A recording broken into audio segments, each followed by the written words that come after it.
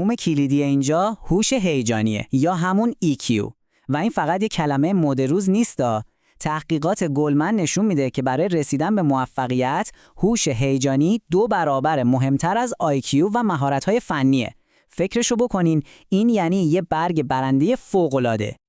اولین بخش هوش هیجانی خودآگاهیه. یعنی چی؟ یعنی یه درک عمیق از احساسات، نقاط قوت و ضعف خودمون. یعنی واقعا از خودمون بپرسیم احساسات من چه تأثیری روی خودم، روی بقیه و روی کارم میذاره. یه رهبر خودآگاه جواب این سوال رو خوب میدونه. بذارین یه مثال بزنم. فکر کنین توی مصاحبه شغلی هستین. یه آدم خودآگاه از اینکه در مورد شکستاش حرف بزنه ترسی نداره. راحت اعتراف میکنه و حتی شاید با خودش شوخی هم بکنه. این صداقت میدونین نشونه قدرته، نه ضعف. خب حالا میرسیم به خود تنظیمی. این همون توانایی مکث کردنه، همون ترمز دستی قبل از اینکه یه واکنش احساسی و عجولانه نشون بدیم. رهبرایی که این توانایی رو دارن یه محیطی میسازن که توش اعتماد و انصاف حرف اول رو میزنه، چون واکنشاشون همیشه فکر شده و آرومه. فقط تفاوت رو تصور کنین. یه پروژه شکست خورده، یه رهبر به جای اینکه بیاد همه رو سرزنش کنه، یه نفس عمیق میکشه، یه قدم میره عقب، دلایل رو بررسی میکنه و بعد با یه راه حل منطقی برمیگرده.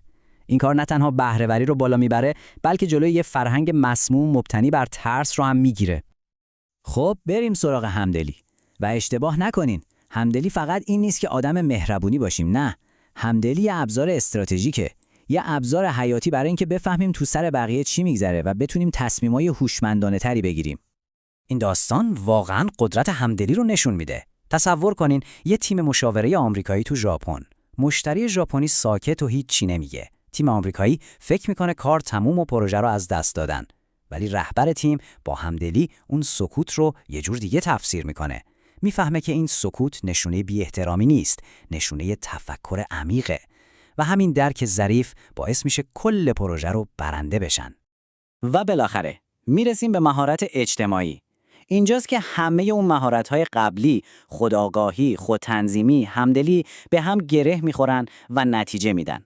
مهارت اجتماعی یعنی بتونی با بقیه ارتباط بگیری، شبکه بسازی و آدم‌ها رو با خودت همراه کنی. البته نه با زور، بلکه با ایجاد یه ارتباط واقعی و تاثیرگذار. این یه مثال فوق‌العاده است از چیزی که بهش میگن کارآفرینی درون سازمانی. یعنی چی؟ یعنی مثل یک کارآفرین داخل شرکت بزرگ رفتار کنی.